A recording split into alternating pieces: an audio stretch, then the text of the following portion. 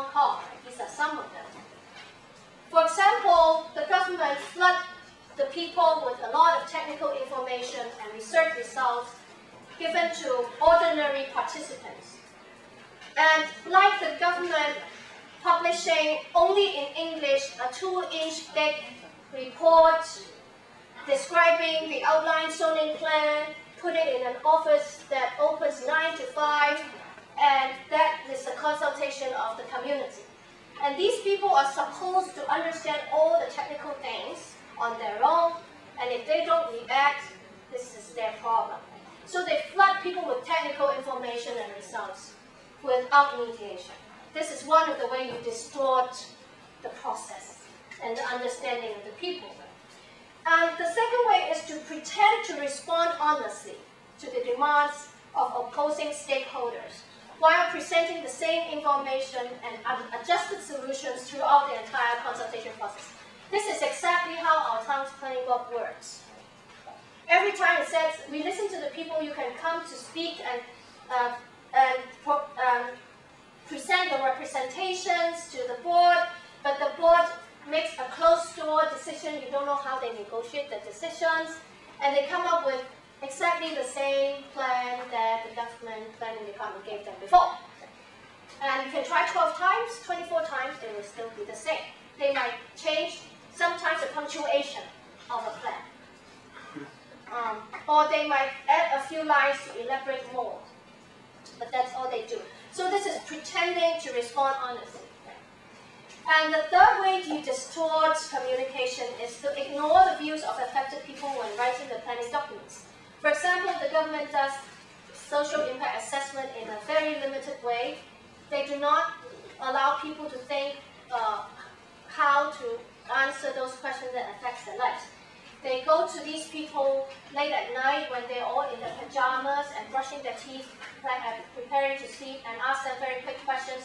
If they give the E, or they don't know how to answer, they said this person doesn't have this, doesn't know that.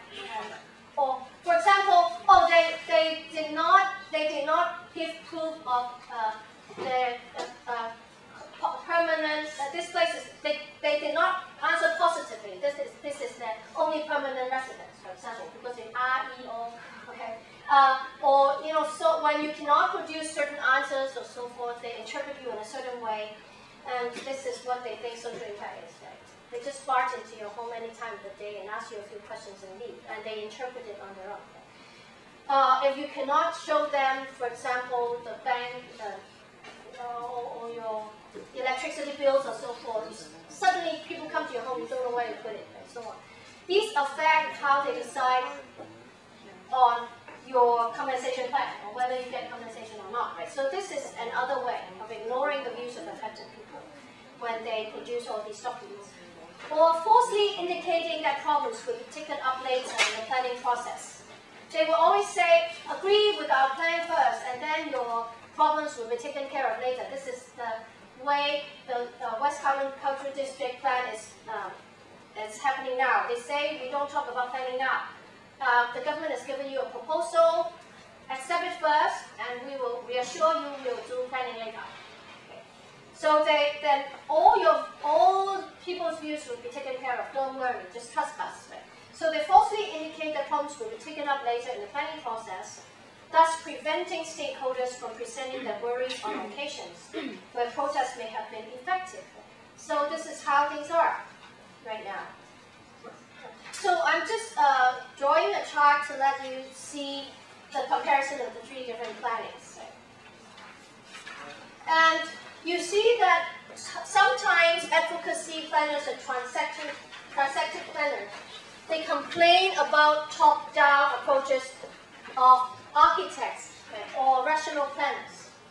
And they would ask questions like, whose vision of the city are we talking about? And because architects usually understand they build big things on the face of the earth. Right? And architects become famous for creating things that everybody recognizes as their signature monumental architecture. Right? So architects think of putting their own ego, their own vision on top of on the face of the earth. Like their signatures on the face of the earth as a reflection, right, of what they think people's needs and aspirations are. So if you are a transective planner, or if you are an advocacy planner, you will think, hey, architects, wait a minute, right? Are you building for the people, or are you building for your own ego? Right? So they have all these debates very often. And a few weeks ago, there was a reading I've given you, right, about Peter Hall and the City of Towers. And this essay actually criticizes rational planning. And those architects and planners that do top-down rational planning, like Le Corbusier, right, the godfather of rational planning and rational architecture.